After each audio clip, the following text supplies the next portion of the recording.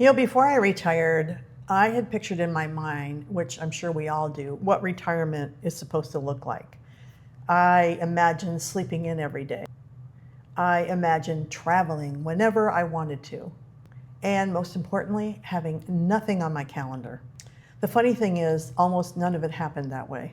Today, I'm sharing 7 of the biggest retirement myths I believed and what retirement is really like.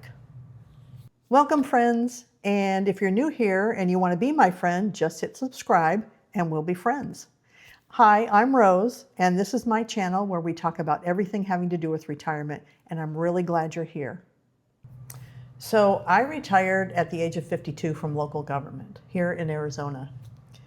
And we quickly left the state. It was my dream to live on a beach. And in a previous video, I think it was my first video, I talked about how we moved to Florida and we got a beach house and we totally remodeled that beach house. Well, that was the first thing that totally threw my retirement out of whack because I didn't get to do any of the things I thought I would get to do when I retired. I didn't get to sleep in. My calendar was full all the time, and I didn't get to travel at all. But today I'm settled more in a 55 plus community. We moved back to Arizona. We've been here for 6 years now, and I've been retired for a total of 11 years. So I'm going to share with you my real experiences of being retired. I'm going to address the 7 myths about retirement. Now, myth number 1, you'll have endless free time. Your expectation is that you will relax every day, that you'll wake up to birds chirping when you want to wake up, that there will be nothing on your calendar. And in fact, you don't even need a calendar. But the reality is you'll have doctor's appointments. You'll be helping your family out because you don't work and you're home. You'll have household projects. You'll have hobbies to do.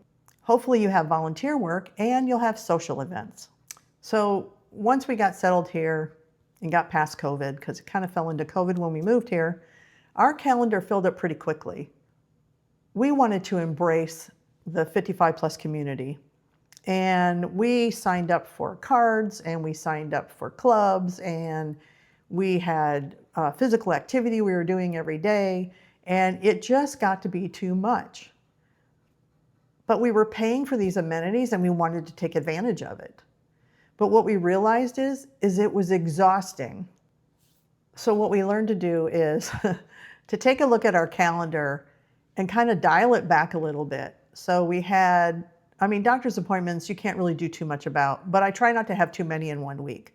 And I have this thing where I try to focus on one body part at a time. So like when I was having knee issues, I was also having migraines, but I can't go see my doctor about my migraines and deal with my knee at the same time. I just need to pick a body part, focus on that, find a resolution, and then I go on to the next body part. But that's just me. But I tried to make sure I didn't have too many doctor's appointments in one week. As far as social engagements, as an introvert, I get overwhelmed if I have too many social engagements too. So I try not to have too many of those. I like to be at home. I like to decompress. I like to unwind, watch my Dateline and 48 Hours and those kind of shows, the mystery type shows. That's enjoyment to me, and that helps me relax. Now, I do like to just wake up when I want to wake up.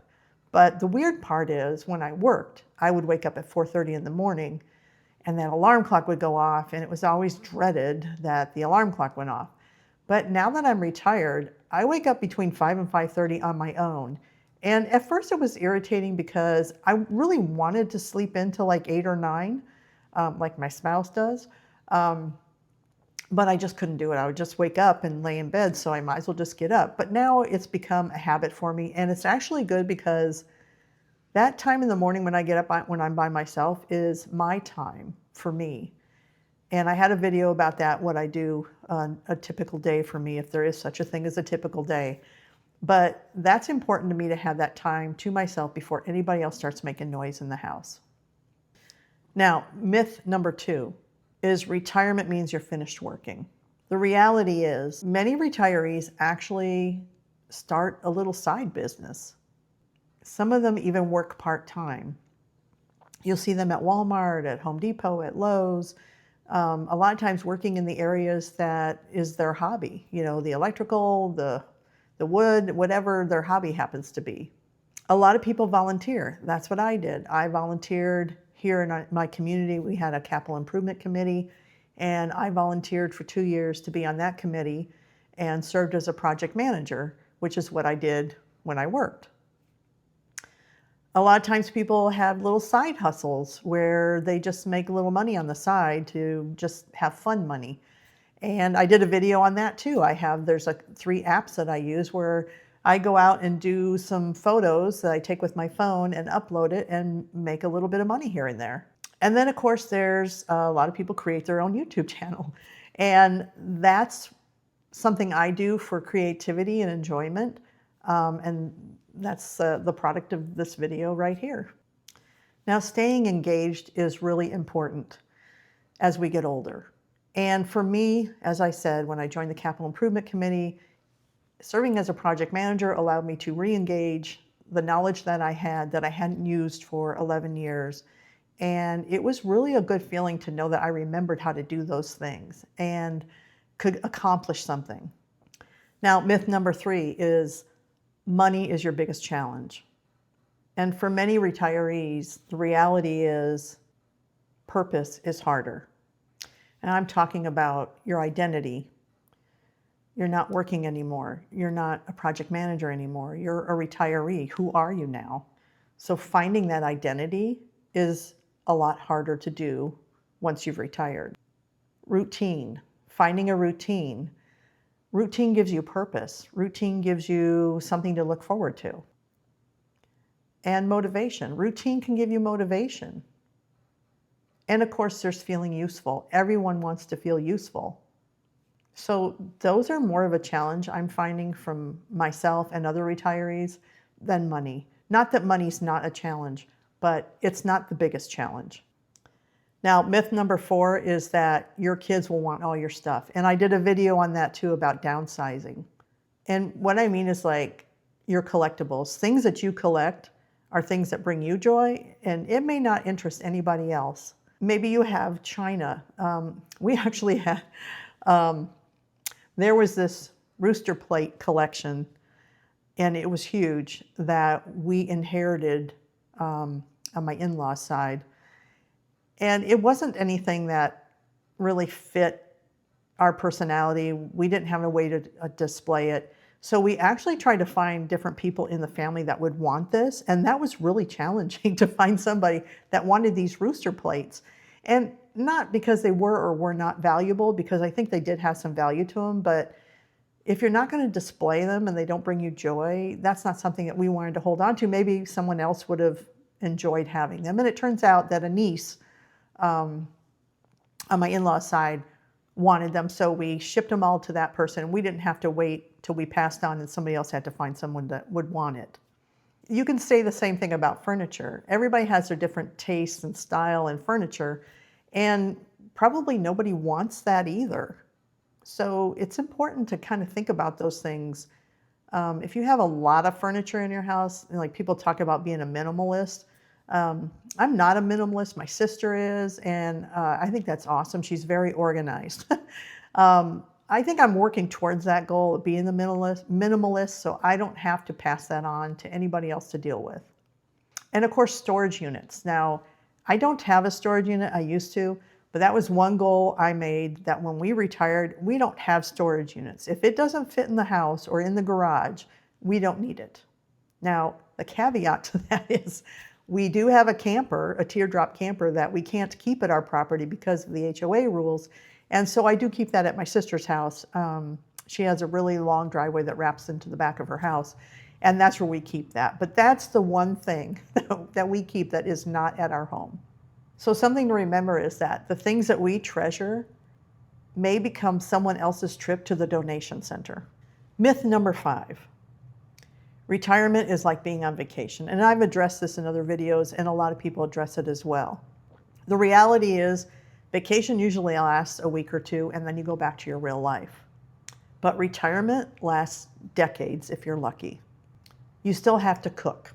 You still have to clean. You still have to balance your budget. You still have to run errands. And you still have to deal with life's little surprises. None of that's a vacation. Now, myth number 6 is that you will instantly know what to do every day. The reality is, freedom is wonderful, and retirement can give you that freedom, but it can also be overwhelming. It can be lonely. It can cause depression. So having a routine and hobbies and friends can help create structure and purpose. And this could just simply be an exercise schedule, whether you do it with other people or you do it on your own, whether it's going to the gym or a fitness center or just walking in the neighborhood. A weekly card game, just meeting with people to play euchre or rummy or any of those things, or even board games. And of course, volunteering. Volunteering can give you a lot of purpose and satisfaction. You can volunteer in your community. You can volunteer at a senior center. You can volunteer at a lot of the dog shelters or animal shelters. They always need help there, and they're always grateful to get volunteers. And myth number 7 is probably the most surprising. Retirement gets easier without effort. And the reality is, a fulfilling retirement doesn't just happen. It takes intention. It takes mindfulness. You have to stay active. You have to be curious and learn new things. You have to maintain friendships and develop new friendships. And most importantly, taking care of your health. You want to continue to grow in your retirement, and that takes effort.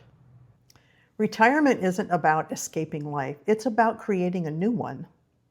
Some of the myths disappeared quickly for me, but the reality has been even better than I've imagined. And I try to be mindful every day of how blessed I am to be retired and to be able to build the retirement life that I want. The freedom, the purpose, the intention. And I'd love to hear from you. Which retirement myth surprised you the most? Or if you're planning for retirement, what's one thing that you think retirement will be like for you? Share that in the comments. I read every one of them, and I love to respond to them. And most importantly, your experience might help somebody else. So please subscribe, like, and share this video. I really do appreciate you watching, and I look forward to seeing you again real soon. Thank you.